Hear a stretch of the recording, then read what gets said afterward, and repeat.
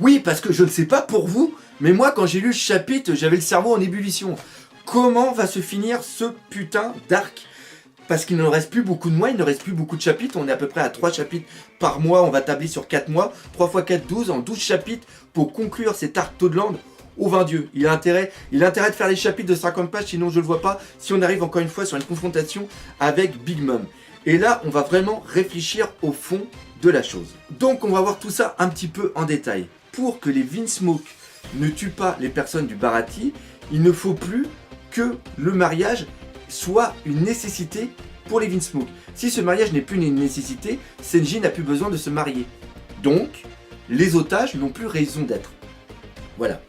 Pour que la famille des Vinsmoke survive, il ne faut plus que le mariage ait lieu. Donc, en tout, ce que Luffy et Senji doivent réussir, c'est tout simplement persuader les Vinsmoke de ne pas se marier. Alors, comment réussir à faire une telle prouesse? Eh bien, tout simplement en latant la gueule des Vinsmoke. C'est-à-dire que les Vinsmoke sont tellement arrogants, ils sont tellement persuadés qu'ils ont le dessus sur Big Mom, si on leur fout la vérité en face en leur disant « Non, Big Mom c'est foutu de vous, vous êtes que les pions et vous allez tous crever », ils sont tellement arrogants, et c'est ça qui a été montré par Ichiroda, c'est qu'ils sont imbus d'eux-mêmes. Quand ils vont apprendre que Big Mom les a sous-estimés, les a considérés comme de la merde, c'est-à-dire ils vont prendre leur pouvoir, se torcher le cul et les jeter. C'est à ça qu'ils vont servir les Vinsmoke. Eux, ils vont pas être contents et ils vont vouloir latter la gueule des Vinsmoke. C'est-à-dire que c'est leur nom là qui a été traîné dans la boue. Et pour arriver à ce niveau-là, il va falloir que Senji et Luffy leur fassent enfoncer dans leur putain de crâne que ce sont des merdes. Et donc là, par contre, on voit une très très belle confrontation qui va y avoir entre le père Senji et même Luffy par rapport au Vinsmoke. Là, il y a peut-être quelque chose qui peut être très bon. En plus, il va y avoir Reizu qui va arriver et qui va Reizu, excusez-moi, qui va arriver et qui va aussi un petit peu mettre son grain de sel et leur expliquer Senji tel qu'il est réellement et la blessure par la balle et toute l'histoire. Donc voilà. Donc on arrive sur ce retournement de situation où à un moment les Vinsmoke vont comprendre qu'ils ont été pris pour de la merde par rapport à Big Mom et ils vont tout simplement se rebeller. Et ça va foutre un putain de boxon qui va permettre justement au Mugiwara de s'échapper. On va parler maintenant de Capone, BG, BG, beau gosse, enfin ce que vous voulez, Capone. Il est en train de mettre en place une trahison contre Big Mom. Il est en train de retourner plusieurs personnes de l'équipage de Big Mom et même de la famille, parce que quand on voit la merde que c'est Opéra qui a peur de sa mère, on voit que c'est pas franc dans la famille.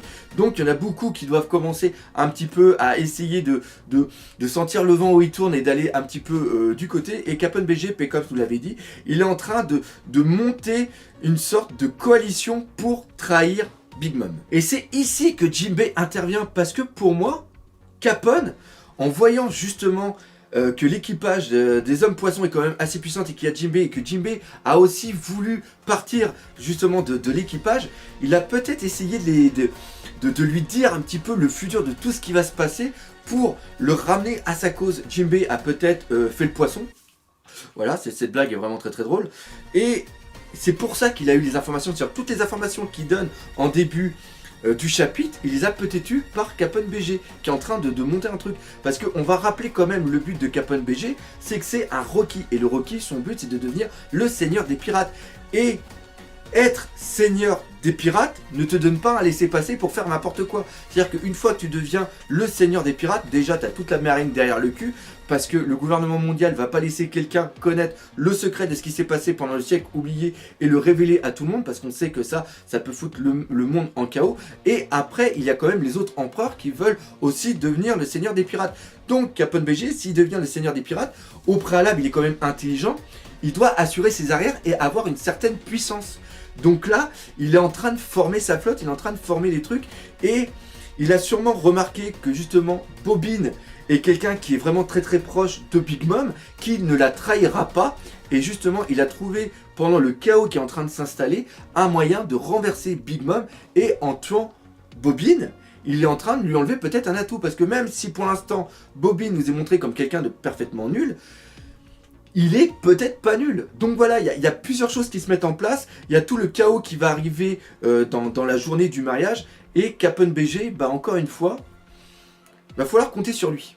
Et imaginons un truc encore plus fou. C'est-à-dire que Capone BG n'est pas assez puissant, et il le sait qu'il n'est pas assez puissant pour aller chercher Raftel, devenir le seigneur des pirates par rapport à toutes les menaces.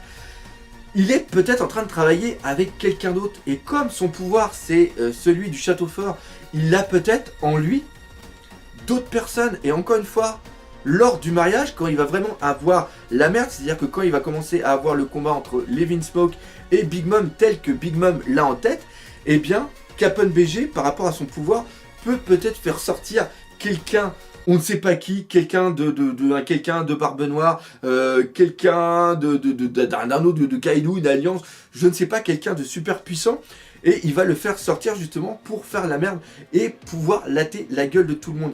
Et il y a très très longtemps, j'avais fait une théorie sur la boule qui avait absorbé tout simplement Capone BG. Pour moi, ça ressemblait à une sorte de gros vaisseau spatial, de gros truc, et je suis en train personnellement de me demander si il n'a pas en lui l'armée de robots d'Eneru. Et c'est là où on aurait enfin le retour d'Eneru.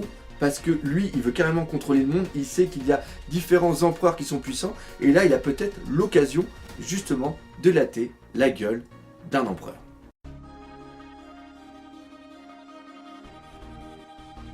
Et on arrive maintenant à la fin de cette vidéo avec la section bonus. Premièrement, le Pandaman. Je vous l'avais dit dans la réaction live, il y avait un petit Pandaman qui était planqué.